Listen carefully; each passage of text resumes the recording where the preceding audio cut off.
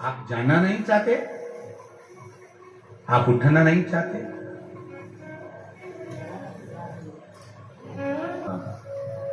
दया करना, आपकी शरणागति में आपकी ये बेटी जानकी, ऐसी कृपा करना, आपकी शरणागति में, आपकी सम्मुख में पति का दर्शन कर लूं और जब प्राणों को तजूं, आपकी शरणागति का सुख मिले। और सिद्धेश्वर महादेव, कभी अगर आप लोग जाएं, दर्शन करिएगा। जिस जगह पर मां जानकी जी भूमि में समाई थी, सामने सिद्धेश्वर महादेव, उससे कुछ दूरी पर जहां मां जमीन के अंदर समाई, वो स्थान आज भी वहां पर बना हुआ है।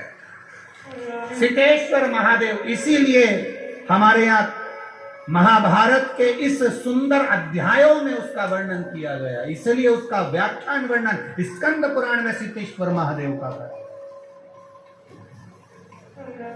अटल हो गए मेरे महादेव, हटे नहीं, अखंडता देते हैं। कावड़ का जल अखंडता देता है,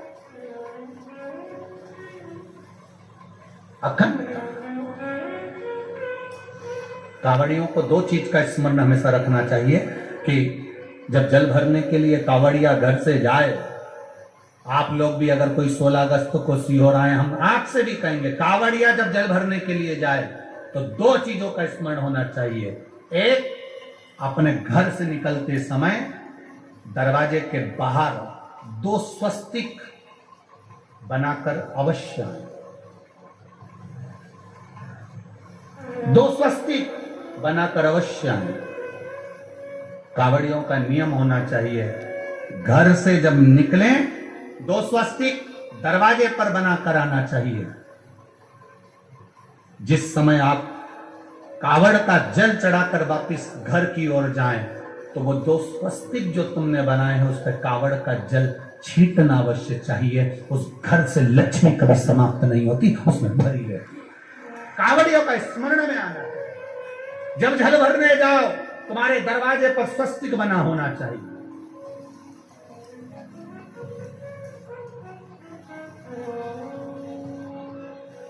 तुम्हारे दरवाजे पर 2 स्वस्तिक का स्मरण होना चाहिए।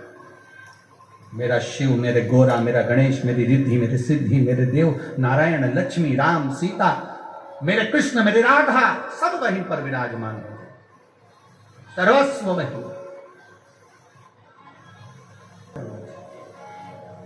और कावड़ियों को इस बात का भी स्मरण रखना चाहिए कि अपनी कावड़ यात्रा, जैसे सीहोर में तो 10-11 किलोमीटर की है, सीहोर सीवन नदी से जल भरा और 11 किलोमीटर दूर बाबा कुबेर भंडारी को चढ़ाया।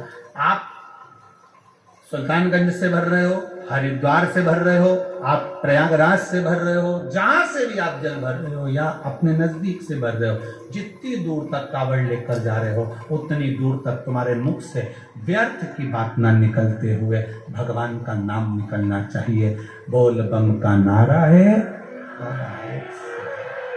बोल बम, बोल बम, बोल बम, बोल बम, बोल बम, बोल बम। ये तुम्हारे यहाँ पर छत्तीसगढ़ में माता बमले की कथा सुनी तुमने कि बमलेश्वरी का चरित्र क्या था? बमलेश्वरी माता की कथा क्या थी? माता बमलेश्वरी कब प्रकट हुई? माता बमलेश्वरी के आने का कारण क्या था? क्यों माता बमलेश्वरी इस पावन धरा पर आकर विराजमान हुई? क्यों माता बमलेश्वरी ने तब साधना आराधना करी? क्यों माता बमलेश्वरी यहाँ पर विराजमान हुई? कभी विचार करा? मां बमलेश्वरी का कभी स्मरण आपके